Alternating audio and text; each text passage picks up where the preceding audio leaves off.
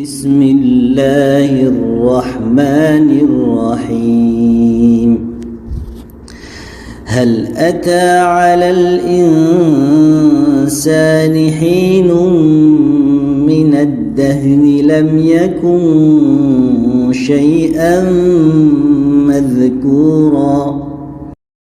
Pembahasan yang keempat tentang sifat Rasulullah SAW secara umum. Dia adalah hamba Allah. Penghambaan dirinya kepada Allah Subhanahu wa Ta'ala telah mencapai puncak tertinggi, yaitu khasatul khasah, karena beliau telah menyempurnakan seluruh tingkatan-tingkatan ubudiyahnya kepada Allah Azza wa Jal. Sifat beliau yang paling sempurna adalah apa yang beliau pernah katakan tentang dirinya. Saya adalah Muhammad, hamba Allah dan Rasulnya. Saya tidak suka jika kalian meninggikanku di atas kedudukan yang telah Allah tetapkan padaku. Beliau adalah manusia yang paling baik akhlak dan fisiknya. Allah Subhanahu wa Ta'ala berfirman yang artinya, sungguh kamu benar-benar berakhlak yang mulia. Aisyah radhiyallahu anha pernah berkata, akhlak beliau sallallahu alaihi wasallam adalah Al-Quran. Maknanya, beliau amalkan seluruh isi Al-Quran dan mengindahkan aturan-aturannya serta meridhai apa yang Allah Subhanahu wa Ta'ala ridhai. Pembahasan yang kelima, Khalilullah, bahwa beliau adalah kekasih Allah Subhanahu wa Ta'ala. Rasulullah sallallahu alaihi wasallam pernah bersabda, sesungguhnya Allah Subhanahu wa Ta'ala telah menjadikanku sebagai kekasih, sebagaimana Dia menjadikan Nabi Ibrahim alaihi salam sebagai kekasih. Pembahasan yang keenam tentang sifat-sifat fisiknya sallallahu alaihi wasallam. Di dalam pembahasan ini beliau menyebutkan 7 poin penting yang patut untuk kita ketahui bersama. Poin yang pertama, tubuhnya yang mulia. Anas bin Malik radhiyallahu anhu berkata, Rasulullah sallallahu alaihi wasallam adalah orang yang berwarna azhar, artinya putih warna kulitnya. Keringatnya laksana permata. Jika berjalan-jalannya dengan tegak. Saya tidak pernah menyentuh dibaj, artinya sejenis sutra unggul atau sejenis sutra lain yang lebih lembut dari telapak tangan Rasulullah sallallahu alaihi wasallam, dan saya tidak pernah mencium bau minyak kasturi ataupun ambar. Ambar adalah sejenis wangian.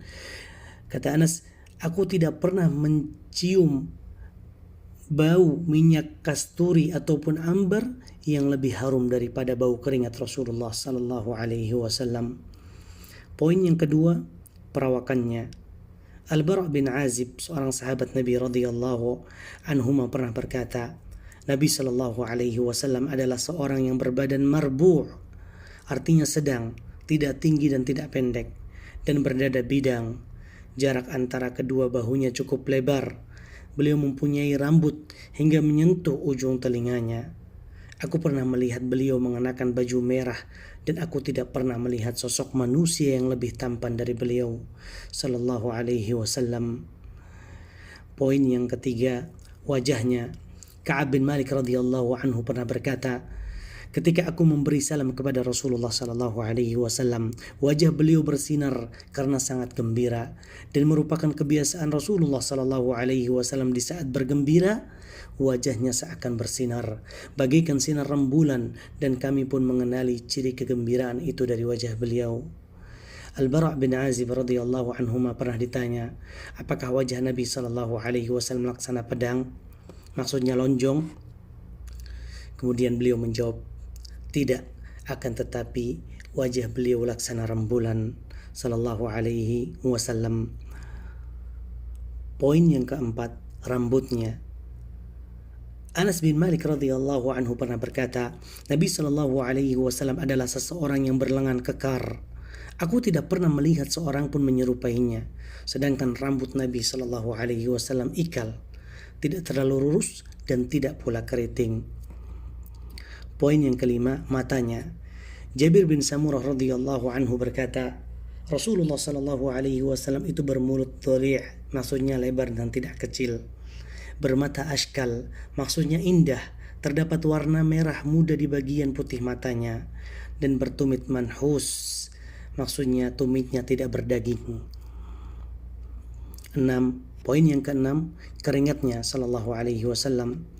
Anas bin Malik radhiyallahu anhu berkata, Nabi sallallahu alaihi wasallam pernah berkunjung ke rumah kami. Kemudian beliau qailulah, artinya tidur sebentar di rumah kami hingga berkeringat. Lalu ibuku mengambil sebuah botol dan berupaya memasukkan keringat Rasulullah sallallahu alaihi wasallam itu ke dalam botol tersebut.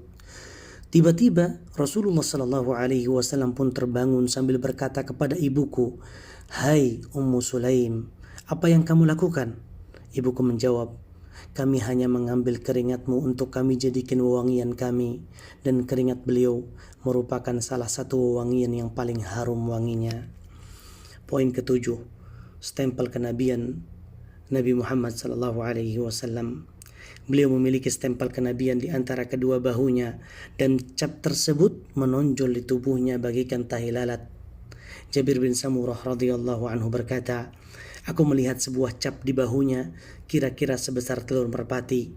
Dia serupa dengan warna tubuh beliau sallallahu alaihi wasallam."